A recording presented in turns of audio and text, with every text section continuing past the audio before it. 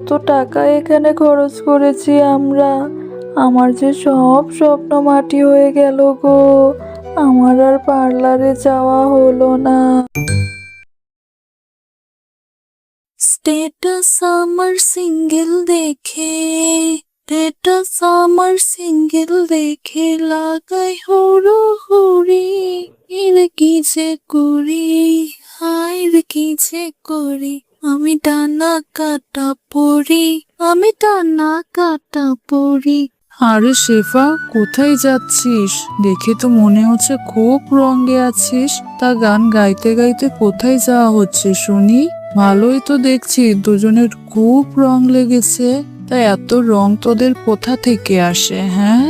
আরে বাঘিনী মামি যে, আমাদের জমিতে আখ হয়েছে গো, অনেক বড় বড় আখ হয়েছে। এবার আখ বিক্রি করে আমরা তো কোটিপতি হয়ে যাব। ভেবেছি আখ বিক্রি করে আমি পার্লারে যাব, অনেকদিন রূপচর্চা করিনি। আর হ্যাঁ, যাচ্ছিস যা, কিন্তু এভাবে গান গেয়ে অন্যের কান ঝালাপালা কেন করছিস? আমাদের জমিতেও তো আখ ফলিয়েছি, ওই তোদের মতো এত রং নিয়ে তো বাইরে ঘুরি না, আর গান গেয়েও তো অন্যের কান ঝালাপালা করি না, যত সব। আচ্ছা বাঘিনী মামি, তোমার মনে রং নেই, তুমি গান কি করে বলবে গো? আর তুমি কি আমার মতো এত সুন্দর করে গান বলতে পারো নাকি? তুমি জানো, এবার আমি প্রতিযোগিতায় নাম দিয়েছি। তুমি দেখো, আমি এবার পুরস্কার নিয়েই আসবো। একদিকে আমরা আখ বিক্রি করে কোটিপতি হব, আর একদিকে আমি গান গেয়ে বিশ্বজয় করব। ওগো, একটু তাড়াতাড়ি করো না গো, আজ অনেক রোদ উঠেছে। আমি যে রোদে দাঁড়িয়ে থাকতে পারছি না, আমার যে গাটা পুড়ে যাচ্ছে। আর এই আগগুলো তো তোমাকে বাজারে নিয়ে যেতে হবে। চলো চলো, তাড়াতাড়ি চলো। এরপর মিসকে শিয়াল ও শেফা শিয়ালিনী আখগুলো কেটে নিয়ে বাড়ির দিকে চলে যায়। আর মিসকে শিয়াল আখগুলো কেটে বাজারে রস করে বিক্রি করতে থাকে। আসুন, রস খেয়ে যান, তরতাজা আখের রস খেয়ে যান, দাদারা দিদিরা, টাটকা রস খেয়ে যান, খেয়ে যান, একবার খেলে বারবার খেতে চাইবে। আরে ও মিসকে ভাই, তোমার জমির আখের রস দেখতে তো টাটকা মনে হচ্ছে, আর মনে হচ্ছে খুব সুস্বাদুও হবে। আমাকে এক গ্লাস দাও তো। মিচকের জমির আখগুলো অনেক মিষ্টি হয়। এভাবে ক্রেতারা মিচকের কাছ থেকে আখের রস খেতে থাকে। আর ওদিকে বাঘ মামা আখ নিয়ে বাজারে দাঁড়িয়েই থাকে। তার কাছ থেকে কেউই আখ কিনে খায় না। এসব দেখে বাঘ মামার রাগে ক্ষোভে বাড়ি চলে যায়। কি গো, তুমি আজকে তাড়াতাড়ি বাড়িতে চলে এলে? আর তোমার মনটাও তো দেখছি খারাপ। বেচা কেনা হয়নি নাকি? তোমাকে যে বাজার আনতে বলেছিলাম সেটাও তো দেখছি আনোনি। আমার বেচা কিনা হয়নি, আমার মনটা যে আজকে ভীষণ খারাপ। আমার ব্যবসায় লাল বাতি ধরিয়ে দিচ্ছে মিচকে। আমার কাছ থেকে আর কেউ আখ কিনে খায় না, সব ক্রেতারা মিচকের কাছ থেকে আখের জুস কিনে খাচ্ছে। হ্যাঁ গো, ওই মিসকে আর শেফা শিয়ালিনীর অনেকবার বেড়েছে। জমিতে দুটো আখ লাগিয়েছে বলে ওদের অহংকারে মাটিতে পা পড়ছে না। আজকে জানো, শেফা আমাকে যা না তাই বলে অপমান করেছে। তুমি চিন্তা করো না গো, ওদের যেভাবেই হোক উচিত শিক্ষা দিয়েই ছাড়বো। জমিতে আখ লাগিয়েছে বলে ওদের খুব বার বেড়েছে, তাই না? সে আখ তোদের জমিতেই রাখবো না। তোদের আখের জন্য আমাদের আখের ব্যবসায় লাল বাতি জ্বলে উঠছে। ওগো, আমার মাথায় একটা বুদ্ধি এসেছে। আমি বলি কি, আজ রাতেই ওদের আখ বাগানে গিয়ে সমস্ত আখ চুরি করে নিয়ে আসবো। তারপর দেখবো এত অহংকার ওদের কোথা থেকে আসে, আর কিভাবে মিসকে বাজারে আখের জুসের ব্যবসা করে।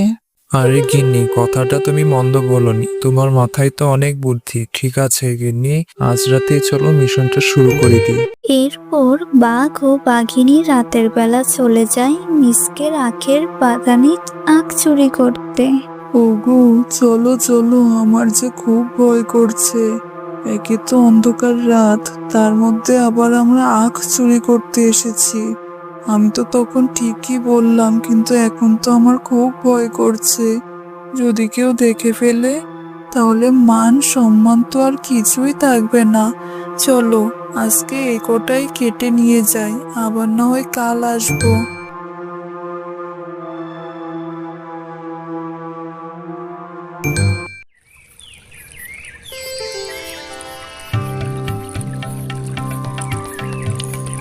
পরের দিন সকালবেলা মিচকে ও শেফা শিয়ালিনী যখন তাদের আখের জমিতে যায়, তখন তারা গিয়ে দেখে কে যেন তাদের আখগুলো কেটে নিয়ে চলে গেছে।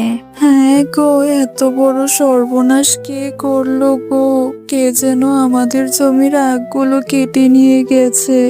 কত কষ্টের ফসল, কত টাকা এখানে খরচ করেছি আমরা। আমার যে সব স্বপ্ন মাটি হয়ে গেল গো।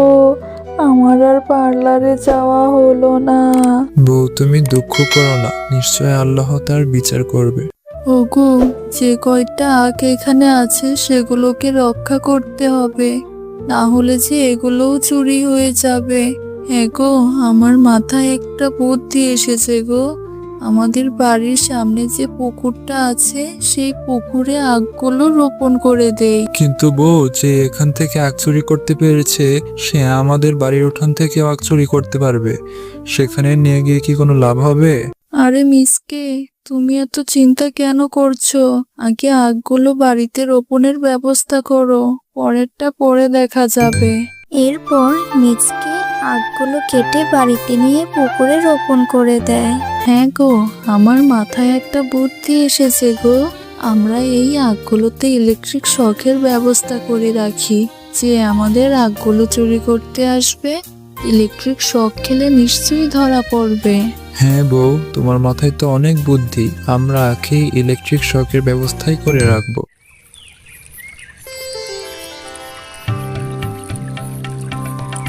গিন্নি, চলো চলো, রাত হয়ে গেছে, আমরা আমাদের মিশনটা শুরু করে দিই। হ্যাঁ গো, আমার যে শরীরটা ভালো লাগছে না, তুমি বরং আজকে একাই যাও। সাবধানে যেও গো, দেখো কেউ যেন আবার দেখে না ফেলে। ওরে পাজি মিচকে, তুই তাহলে সব আখ কেটে নিয়ে গেছিস? ঠিক আছে, তুই কেটে নিয়ে কোথায় লুকিয়ে রাখতে পারবি? নিশ্চয়ই তোর বাড়িতেই রেখেছিস। আমি তোর বাড়ি থেকে সব চুরি করে নিয়ে আসবো। ওরে পাজি মিচকে, তুই তাহলে বাড়িতে পুকুরে আখ চাষ করেছিস? ঠিক আছে, কোনো ব্যাপার না, আমি এখান থেকে তোরা চুরি করে নিয়ে যাব। ওরে বাবা, এদিকে কারেন্টের শক দিয়ে রেখেছে। বাবারে, মরে গেলাম, আমাকে বাঁচাও, বাঁচারে, আমি মরে গেলাম। কেউ আছো, আমাকে বাঁচাও। মিচকে, ভাগ্নে আমার, কোথায় গেলে? বাঁচাও, বাঁচাও। ওরে বাঘ মামা, তুমি তাহলে আসল চোর? ছি বাঘ মামা, ছি, তুমি এই জঘন্য কাজটা করতে পারলে? উচিত শিক্ষা হয়েছে তোমার, এবার তুমি শাস্তি ভোগ করো। হ্যালো ছোট্ট বন্ধুরা, গল্পটি ভালো লাগলে অবশ্যই সাবস্ক্রাইব করে দিবে এবং পাশে থাকা বেল আইকনটি প্রেস করে আমাদের সাথেই থাকবে। ধন্যবাদ।